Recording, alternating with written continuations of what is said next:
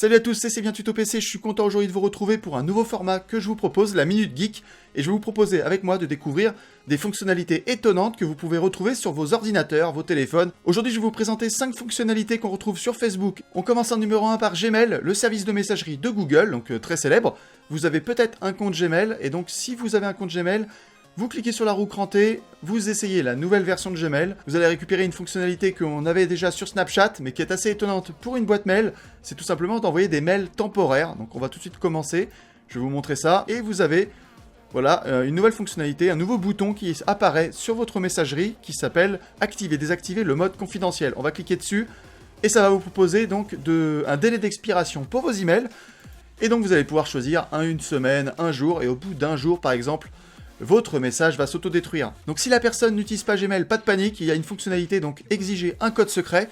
Donc en fait, deux méthodes, soit vous décidez que la personne reçoive son code secret par SMS, soit vous dites non, et dans ce cas-là, il le recevra par email, et il pourra accéder quand même au message, même s'il n'a pas Gmail. Donc voilà, c'est assez intéressant comme fonctionnalité, donc c'était la première que je voulais vous montrer. On va maintenant enchaîner sur la deuxième fonctionnalité, c'est vos trajets.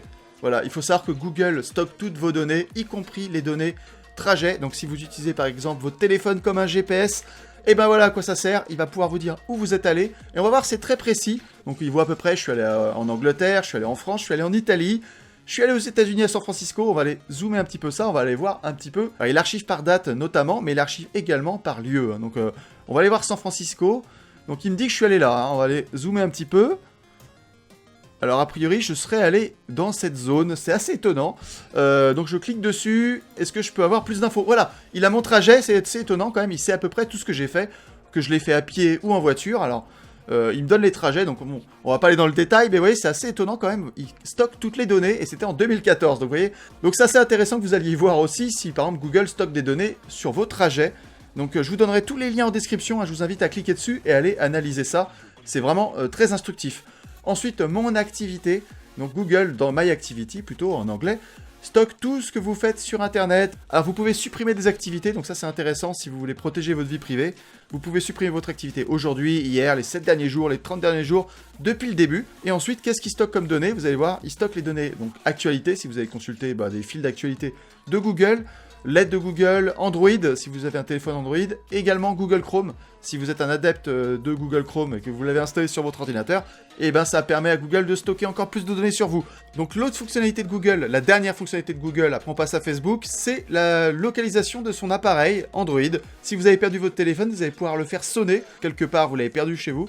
Voilà, vous avez un petit bouton, voilà l'interface.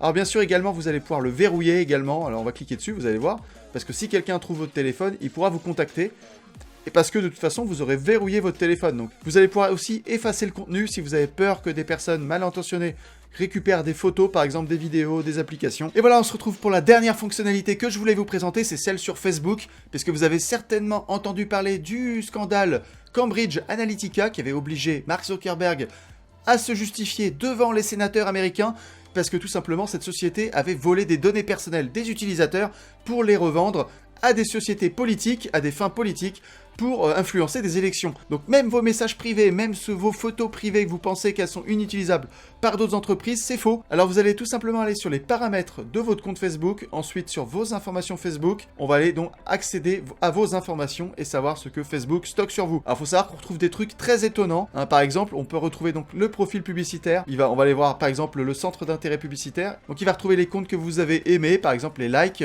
ceux que où vous avez participé, mais des commentaires, vos informations personnelles, est-ce que vous êtes amoureux, quel est votre employeur, il va tout savoir Facebook, il va tout conserver pour vous mettre des pubs. La reconnaissance faciale, alors ça c'est étonnant, donc Facebook peut vous reconnaître à votre visage. La fonctionnalité est donc cochée sur oui de base, donc vous pouvez mettre sur non.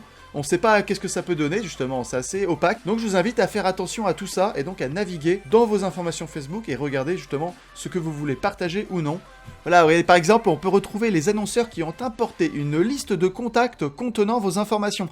Ils ont importé des données qui vous appartiennent. Cette Minute Geek est terminée. Écoutez, je vais profiter pour désactiver la reconnaissance faciale de Facebook. Donc si la vidéo vous a plu, n'hésitez pas à laisser un pouce bleu, à vous abonner. Et puis je vous dis à très bientôt, portez-vous bien. C'était C'est bien Tuto PC, ciao ciao.